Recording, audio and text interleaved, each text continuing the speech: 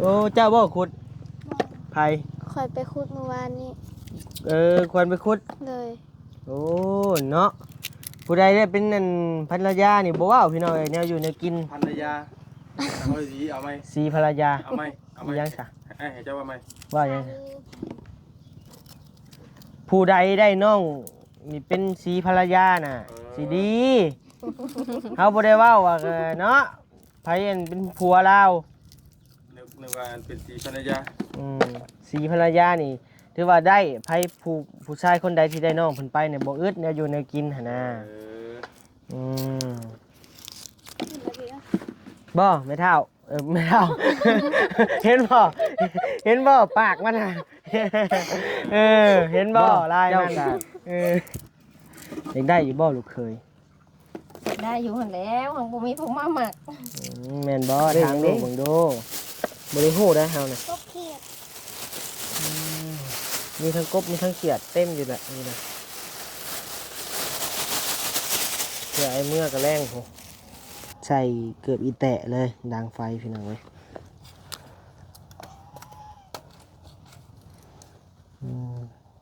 ตาใส่บัดนี้กินข้าวแล้วหาม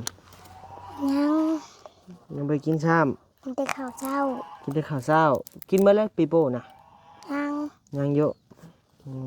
มันขึ้นใส่ตู้เย็นไปยามเนี่ยยามกุ้ง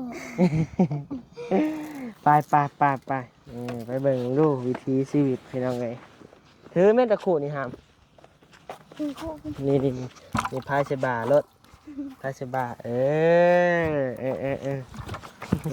ตัวเด็ดตัวนึงก่อนดี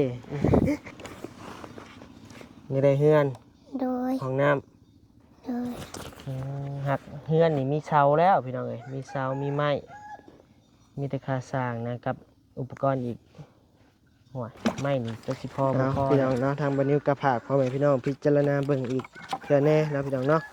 ทางน้องเพื่อนก็คือเห็นนี่แหละพี่น้องเลยเนาะกับบริตัวบริอามพี่น้องเลย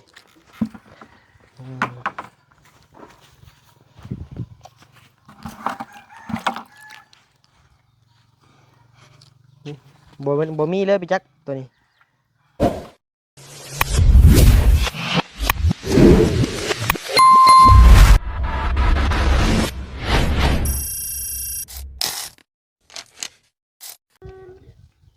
ได้นอนเป็นไข่บ่เฮ้ย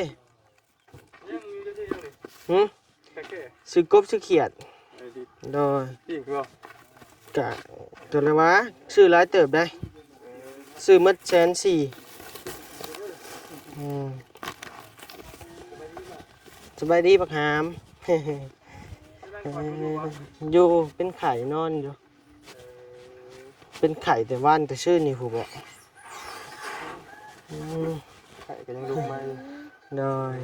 เอ้าอยู่ว่านี่กะน้อยถ้าอันเราไปเพื่อนนั่นเลยอันฟันอยู่นี่ก็ได้จะพาอันอ้ายเพิ่นไปอันเพื่อนเกาะที่น้องยังน้องซ่านะเอาทำไมครับเดี๋ยวให้ไปหาเลยเจ้าน่ะบอกหาเป็นอีกเจ้ากะ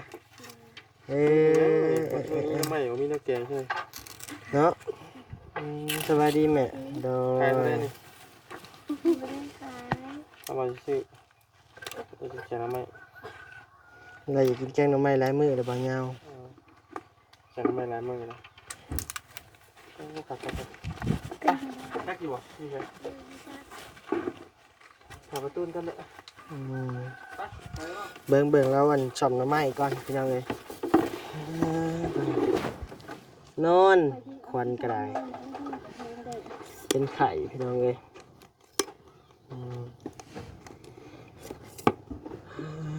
ฮ้อนน้ำมือนี่เนาะ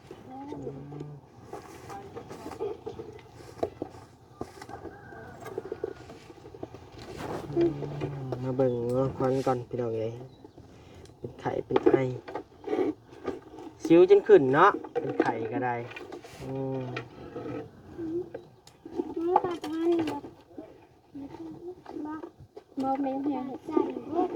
เดี๋ยวให้ใกล้เห็ดก็ได้ครับไปหาได้ทีนี้บ่นาง เก็บแล้วก็หา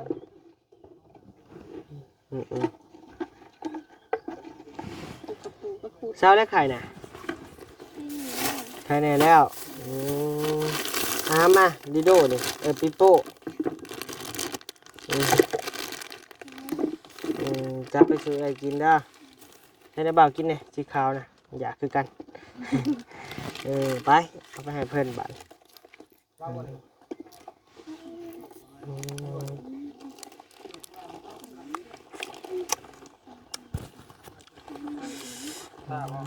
้องชาตะกุดไปตอมแดงด้วย พอยังบ่มาบอกยัง จะปูดู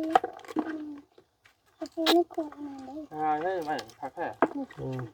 หาแถวก่อนนี่ได้แถวบ้าน ก็ในบ้านนี่บ่ บริมีได้ไหมสดเอ้าเราเป็นไข่ ใช่แน่แล้ว ใครเนี่ยแล้ว เมื่อวาน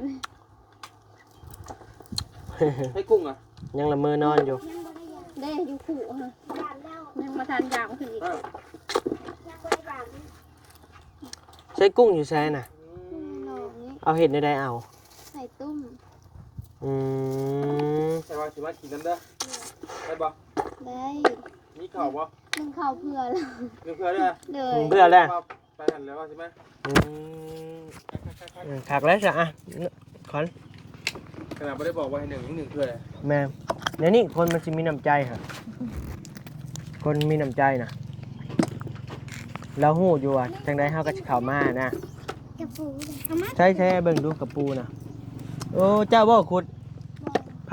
คอยไปคุดเมื่อวานนี้ ควรไปขุด เลย โอ้เนาะผู้ใดได้เป็นนั่นภรรยานี่บ่ว้าวพี่น้องเอ้ยแนวอยู่แนวกิน ภรรยาเอาสีเอาไหม สีภรรยา เอาไหมเอาไหม อีหยังซะ ให้เจ้าว่าไหม ว่าหยังซะผู้ใดได้น้องนี่เป็นสีภรรยาน่ะสิดี เขาบ่ได้เว้าว่าเนาะไผอันเป็นผัวเรา นึกว่าเป็นสีภรรยา สีภรรยานี่ถือว่าได้ไผผู้ชายคนใดที่ได้น้องเพิ่นไปเนี่ยบ่อึดแนวอยู่แนวกินหั่นน่ะบ่ไม่เท่าไม่เท่า เห็นบ่ปากมันน่ะ เห็นบ่ลายมัน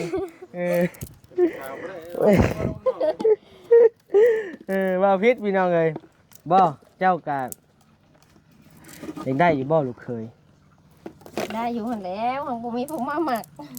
แม่นบ่ถามลูกเบิ่งดูตึกไปสีภรรยาเมื่อยเด้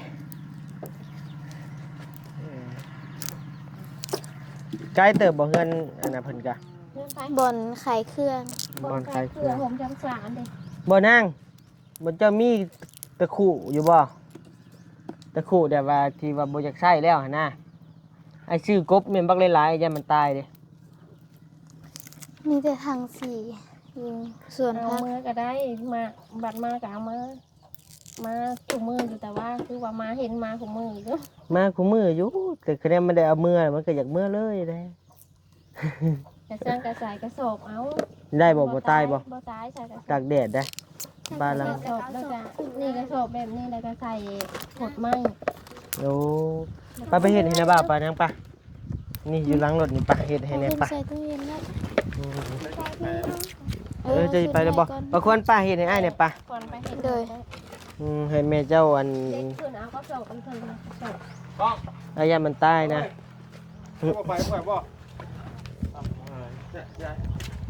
หมอเดี๋ยวให้น้องไกลเติบบ่ ห่านไข่เครื่องผู้นแหล้ว มองทางเขาเฮือนแล้วขันอย่างไว้นะ แม่ก็สอบเด้ เทิงหัวได้ดอนเสานะในเสานะในหัวเสานะ ห้องน้ำก็บ่ได้มีบ่โอ้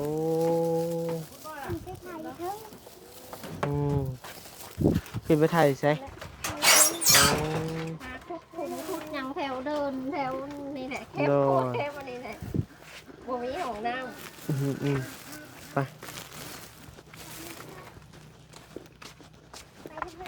โดยมาแล้วครับ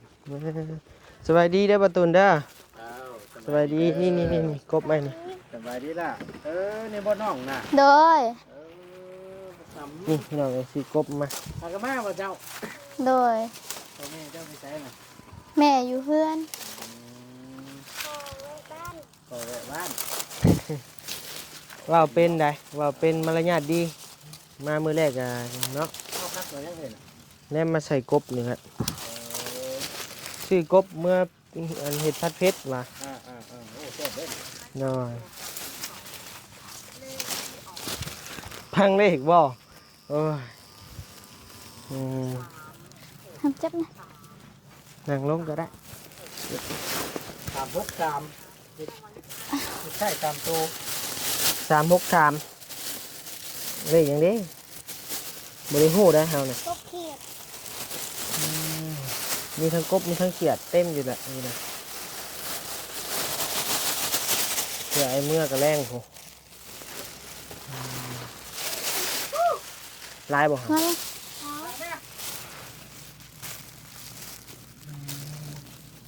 ไม่ใช่กระสอบเลยบ่เฮ้ย โดย แม่นแล้วว่าใส่กระสอบเลยสิบ่ตายแล้วว่ะ บ่เพื่อน้องเพิ่นรถจ้ะ เชื่อแล้วว่าเซียน เพราะว่าน้องเพิ่นรถหา เพิ่นไปหาในใดนางกบเดี๋ยวนี้ ไปหาคูด คุดเอาบ่ โดยถ้ามีคนตกหาใส่เบ็ดเขา โดยจะใส่เป็นบ่เบ็ดน่ะ ใส่เป็น โอ้บ่ธรรมดาเนาะจักกะเนาะ เห็นพ่อไปใส่แล้วก็ไปน้ำพ่อ เอาอยู่บ่เสื้อใหม่หามาสิเอามาให้ ใส่ เพราะว่าเสื้อบานิวซื้อมาขายมันขายบ่อสกี้พุ่นแหละพี่น้องเอ้ยขายป้านนี่แหละอันนั้นก็เป็นข้าวซื้อมากินเพื่อนพี่น้องเอ้ยข้าวอยู่เพื่อนก็หมดเลยแวะซื้ออยู่ตรงเห็นโอเคแหละบ่ตายเลยเนาะจำ โดย ไปต่อ ไปได้เด็กนั่งอยู่เลย เลย เป็นเราเห็ดนั่งอยู่ท่าหาลุงหาลุงเรากินน้ำกันนะ เบิ้งเดี๋ยวคุยกันถ่าเด้อเดี๋ยวนะบ่าวไปเอาอันนมก่อนย่างอยู่บ่คือรู้สึกว่าสัตว์ได้อยู่ เก็บทีมใส่กระส เอ้ อบ พี่น้องเอ้ยเอานมให้ทำมันก่อนเนาะย่างอยู่บ่ล่ะโอ้ยมืดช้ำพี่น้องเอ้ยเอาสปอนเซอร์นี่แหละให้แม่แล้วพี่น้องเอ้ย ว่าสิแต่ก็เห็ดค่ะเห็ดกับปันนี่ก็อยากแล้วเลยเด้ นมกับมืดช้ำ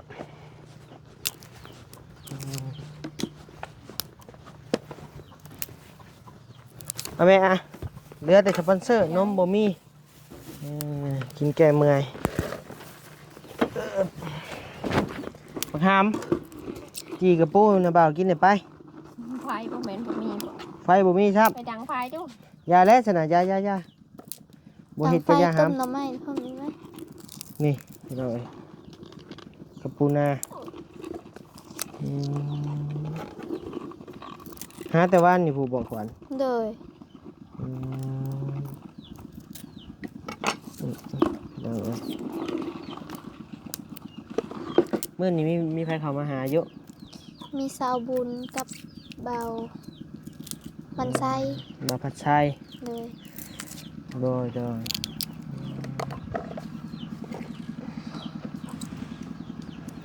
ได้หน่อไม้แล้วกินมื้อแรงติ เลย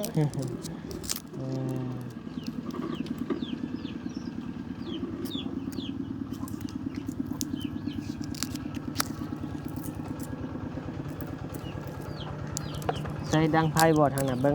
ไปเบิ้งทางนั้นก่อนไอ้เขาไม้เนี่ยโอเคดังไพ่ต้มหน่อไม้พี่น้องเลยเป็นนะจ๊ะเนาะ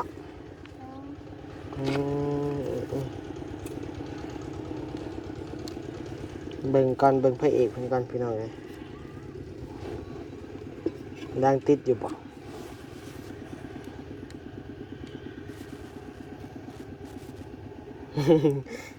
ลายลายยังนี่หามติดเอา ชื่อฟ้า เออ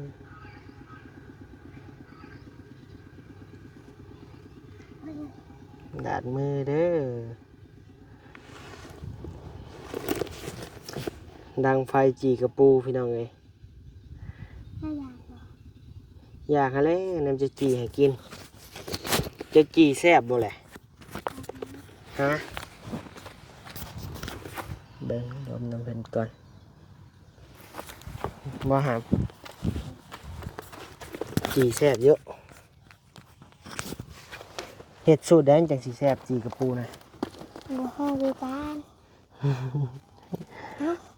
เอ้าดับซับฮึบใส่เกือบอีแตะเลยดังไฟพี่น้องเว้ย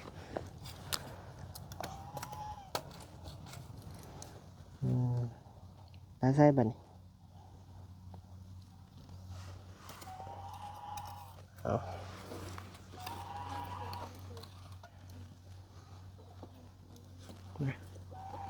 ฮึบ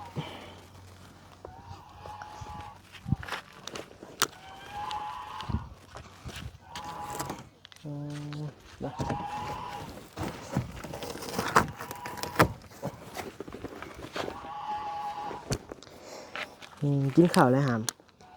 ยัง ยังไปกินซ้ กินแต่ข้าวเจ้า ำกินแต่ข้าวเช้ากินเมื่อไรปีโป้นะ ยัง ยังเยอะมันขึ้นใส่ตู้เย็น โดยไม่ทราบกินข้าวกับหยัง เป็นข้าวกับปลากระป๋อง ปลากระป๋องปลากระป๋องปลากระป๋องโลซาเห็นว่า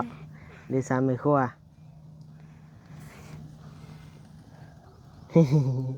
เห็นมันก้อนจิตติดเลยฮะ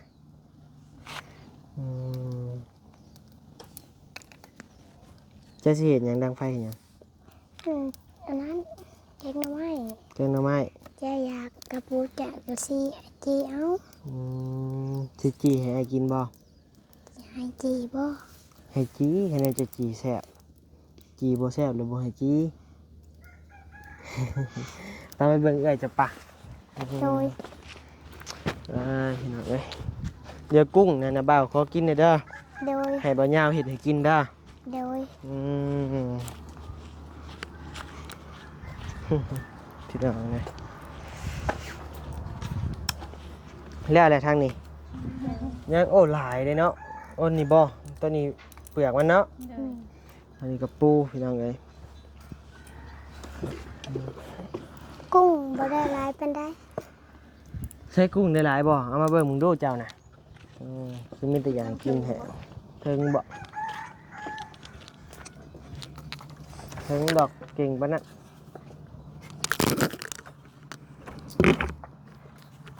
สาวนวลบ่มาหา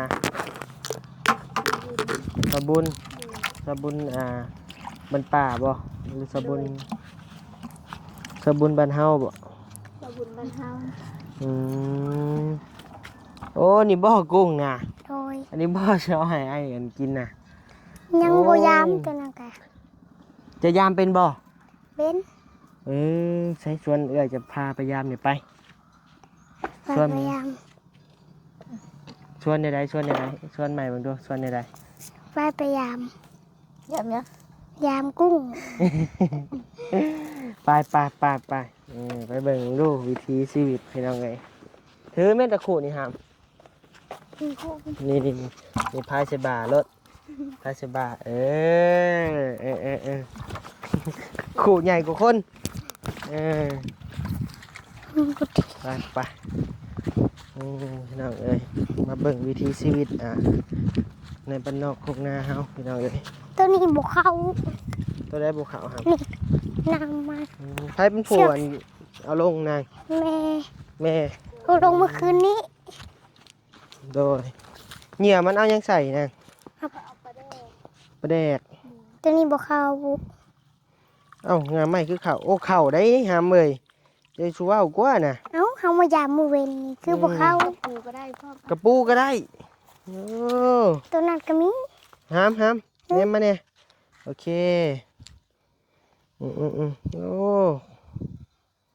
คักลีพี่น้องเลย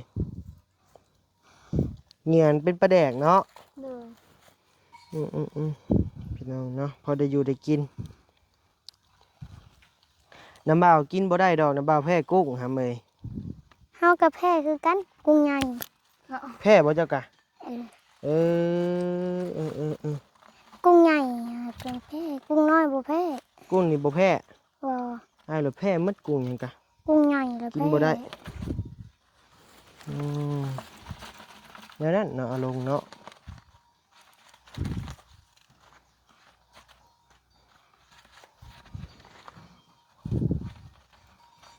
อันนี้ชื่อเพิ่นเนาะนี่เนาะ โดย อืมเป็นหมดเนาะโอ้เดี๋ยวนี้ เอาลง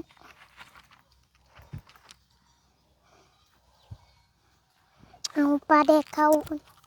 ใส่ปลาแดก นี่ โอ้ในบ่ปลาแดก โดย ใส่มันเหี่ยอะไรครับนะ กุ้ง โอ้ใส่เหยื่อมันเดะเบิ่งแน่นี่บ่เหยื่อมัน เหนือ โอ้เอาเข้าซะนะ ไปก่อน ใส่จักด่างนี่นาง 3อันเล็กตัวนั้นก็ ด่างจะได้เพิ่นขายดังด่าง50 50โดยเห็นอีแม่ว่าดัง50 ป้ามีอยู่บ่อันควันนี่นะเอาเฮมาหวานไปซะนะ ว่านแฮวเป็น หวานเฮบ่เป็น เลย คือว่าตัวหวานเป็น เห็นมีตัวนี้ มีอยู่บ่ มี มีอยู่น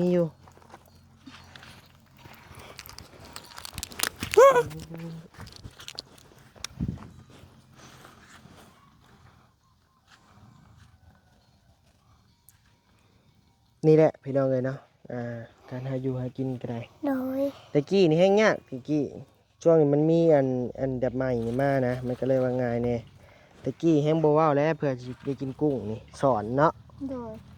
สอนยางสอนเอา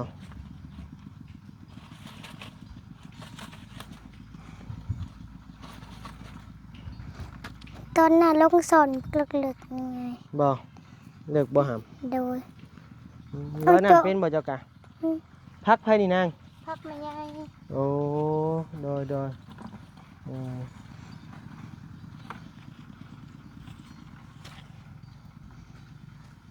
ผู้ควันตบใหญ่ควันพูนเอ้ย เด็ดตัวนั้นค่ะเด็ดตัวนั้นเด็ดสองตัวเด็ดตัวนั้นก็ตัวใหญ่เด็ดสองตัว เงินว่า 3 ตัวเด็ดตัวนั้นก็ หันเด้ เด็ดไปเลย คือสิว่าเป็นคือสิขี้ดื้อครับแต่ว่ามารยาทดีอยู่กับผู้ใหญ่พี่น้องเอ้ยน้องเพิ่นก็ได้เอามาพี่เดี๋ยวเอาลงเลยนะบ่าวสิถามเจ้ากับเอื้อยเบิ่งคือเดี๋ยวแบบไม่มารยาทดีนะพี่น้องเอ้ยเป็นตาหักตาแพงอยู่2-3พี่น้องเพิ่นนี่นะเดี๋ยวว่าบ่ได้ตกแต่งนะตั้งแต่มาเลยนั่งคอนไม้พี่ก็ได้ เบิ้งนี่ขี่ยังถือ ป้าเป็ดเจ้าบ่น่ะเนาะอันควัน เป็ดตัวใหญ่ โอ้งามลีเป็ดแล้วพี่น้องเอ้ยโอ้ลายมันน่ะ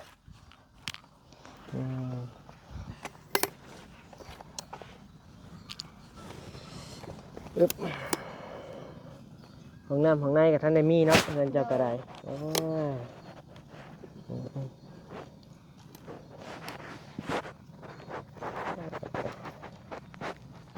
มาทำนี่มากันยังไปนั่งทำมันจักเถื่อพี่น้องเลยเนาะมีแต่ทำลอยๆไปแล้วก็แล้วไว้นั่งทำมันจักเถื่อ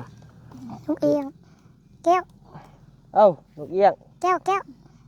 มันบ่ให้จับ หมวยจับบ่เอ้าเป็ดนี่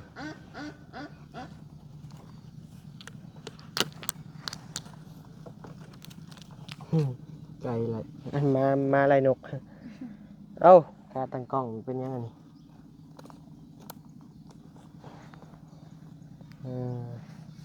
อันนั้นไอ้อยากสิถามบักหามนี่แหละนะ อ่าความพันอยากได้หยังครับ อยากได้เพื่อน เอ้าอยากได้เฮือน กับห้องน้ กับห้องน้ำเอ้าเจ้าคือหูเนี่ยอยากได้แท้ครับ ำโดย โดยสั่งเป็นอยากได้แท้ตัวนี้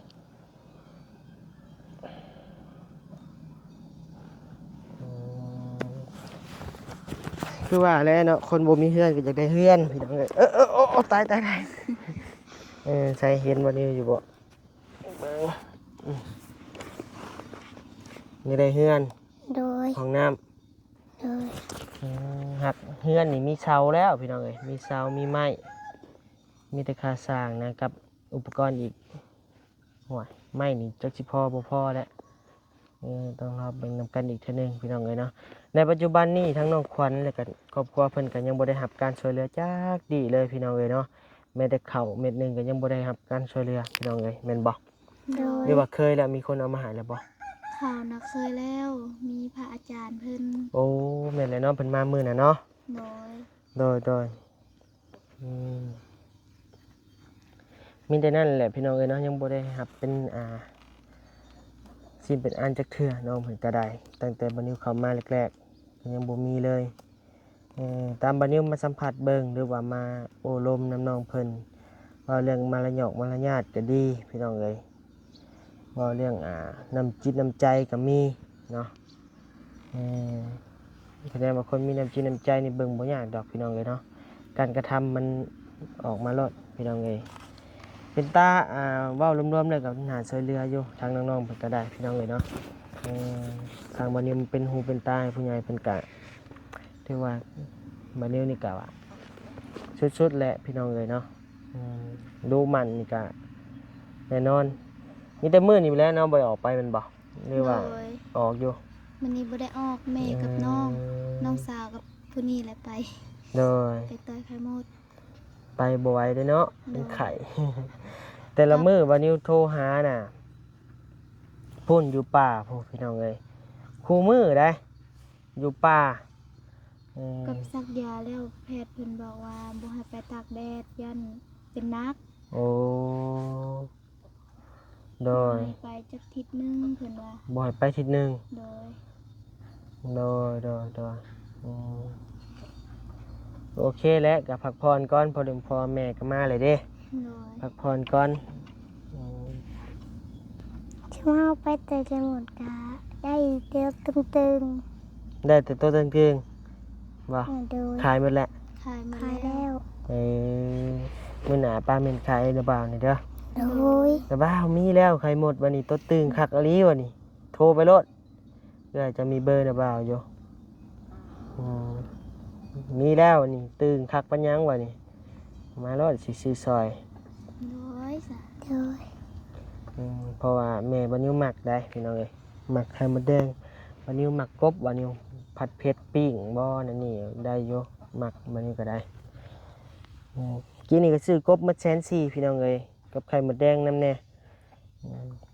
ซื้อเมื่อพุ่นแหละเมื่อบ้านเมื่อช่องพุ่นแหละ ตัวตึงตัวบ่ตึงก็มี บ่ไอ้กินตัวตึงมีอยู่บ่ จักแล้ว จักแล้วเสียงว้าวเอาโอเคเด้อนะบ่าวเมื่อก่อนมีแต่เงินเม็ดชับบาทนี่เม็ดดีรอบาทนี่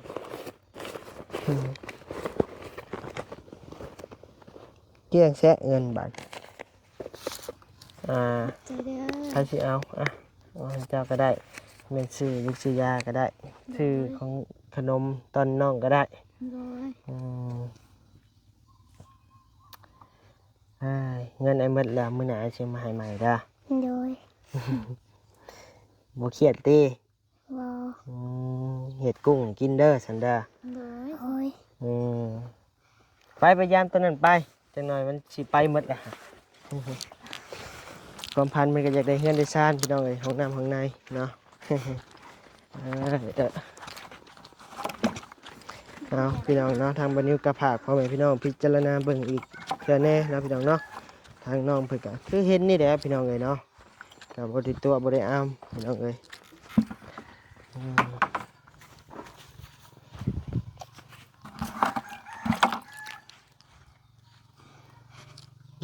บ่มีเลยพี่จักตัวนี้แม่นกว่าไม้ลีพี่จัก ได้อยู่หน่อยนึงช่องสา ถาม ม มัน ตั ได้ ว หลายซะปะมันได้หลายซะง่ายบอลไปผู้ไอ้ว่าบอลผู้สิมีหลายบอลหญ้าบอลมีอันนะฮะนะ66หะนะแถวนี้ไอ้ว่ามันบ่อยากมีดอกมันโล่ง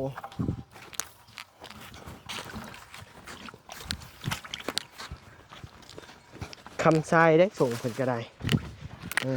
แล้วก็ อย่าเสียกบ่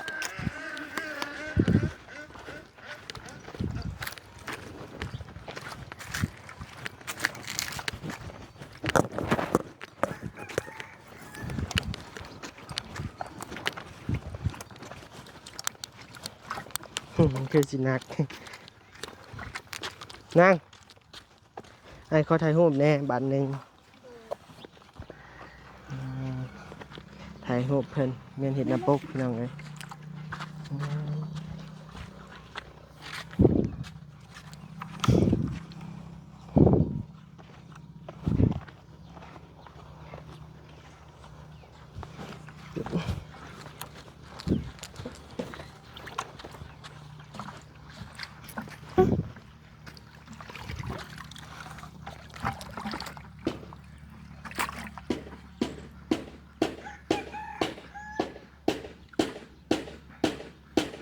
ไปโอเค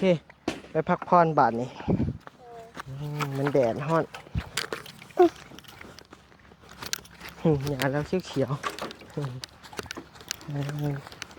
เอาโอเคพี่น้องเลยนะสำหรับคลิปนี้ก็มีเพียงสำคิดแล้วเด้อพี่น้องเด้อนะเดี๋ยวพบกันใหม่ในคลิปหน้านะพี่น้องเนาะเมื่อนี้ก็อยู่บ้านอยู่เพื่อนน้องควันพี่น้องเลยเนาะโดยสบายดี สบายดี สบายดี สบายดี